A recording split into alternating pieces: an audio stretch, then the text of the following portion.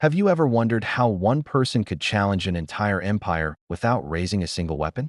That's the story of Mahatma Gandhi, a man who changed the world with nothing but courage, conviction, and a philosophy of nonviolence.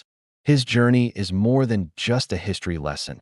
It's a powerful testament to the strength of the human spirit. Born Mohandas Karamchand Gandhi in 1869 in a coastal town in India, his early life was relatively unremarkable. He was a shy boy, an average student, who later went to London to study law. Dressed in a sharp Western suit, he was on a path to a comfortable career. But a fateful journey to South Africa would change everything. It was in South Africa that Gandhi, a young, well-educated lawyer, came face to face with the brutal reality of racial discrimination. In 1893, he was thrown off a train at Pietermaritzburg for refusing to move from the first-class carriage, even though he had a valid ticket. That cold night on the station platform was a turning point. He felt the sting of injustice not just for himself, but for all people who were oppressed. It was here that he decided to fight back, not with anger and fists, but with a new weapon he called satyagraha, or truth force. For the next 2 decades, Gandhi honed his philosophy of nonviolent civil disobedience in South Africa. He organized the Indian community to protest discriminatory laws, leading marches, encouraging strikes, and willingly accepting imprisonment.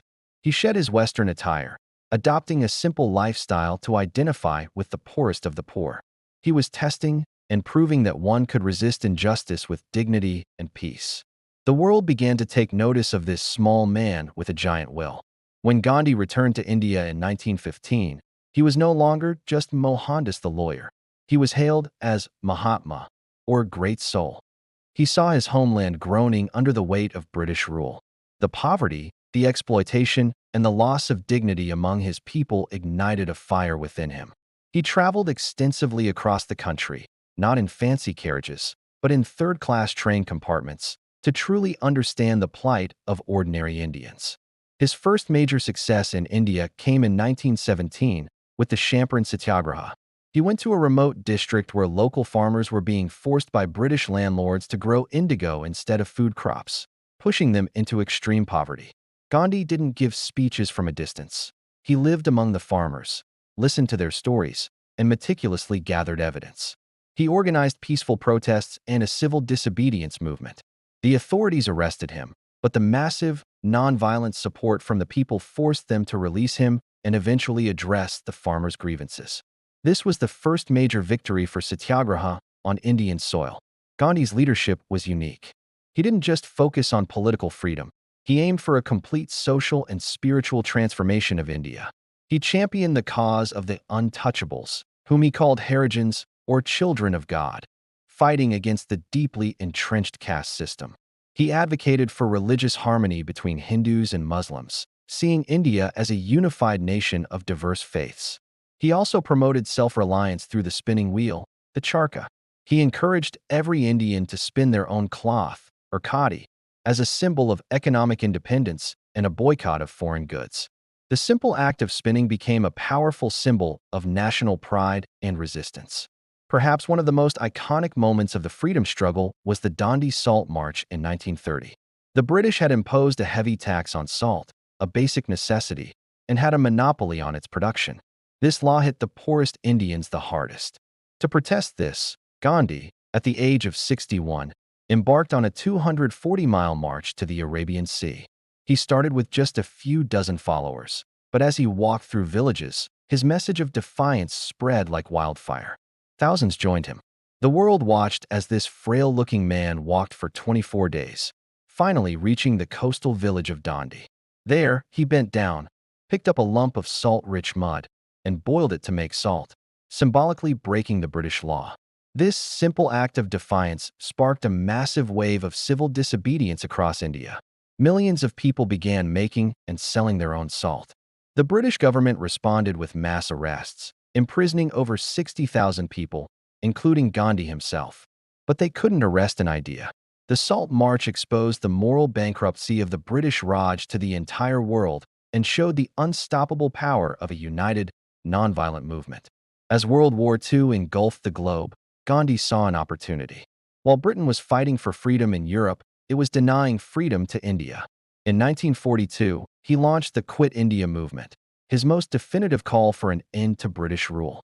His slogan, "Do or die," electrified the nation. It wasn't a call for violence, but a call for a final, determined push for freedom, urging people to be willing to sacrifice everything for independence. The British responded with force, arresting the entire Congress leadership and suppressing the movement. But the message was clear: India would settle for nothing less than complete independence. Finally, after decades of struggle and immense sacrifice, the moment arrived. On August 15, 1947, India became an independent nation. But the joy of freedom was overshadowed by immense pain. The country was partitioned into India and Pakistan, leading to one of the largest and most violent migrations in human history. Religious riots tore communities apart. This was not the united India Gandhi had dreamed of. Heartbroken, he didn't celebrate independence in the capital. Instead, he was in the riot-torn areas, fasting and walking barefoot through villages, pleading for peace and unity between Hindus and Muslims. Tragically, on January 30th, 1948, just a few months after India gained its freedom, Mahatma Gandhi was assassinated by a fanatic who opposed his message of religious tolerance. The man who had faced down an empire with nonviolence fell to a bullet. The world mourned the loss of a true apostle of peace. But Gandhi's legacy is not one of tragedy. It's one of enduring hope. His life proves that you don't need armies or weapons to create profound change. His principles of satyagraha and nonviolence inspired leaders across the globe, from Martin Luther King Jr. in the American Civil Rights Movement to Nelson Mandela in his fight against apartheid in South Africa. Today, in a world often filled with conflict and division, Gandhi's message is more relevant than ever.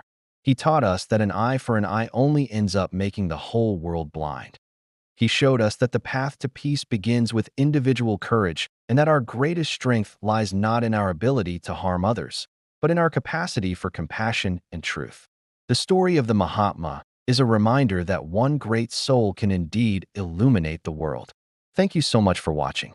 If this story inspired you, please hit the like button and subscribe to our channel for more stories of the people who shaped our world. See you next time.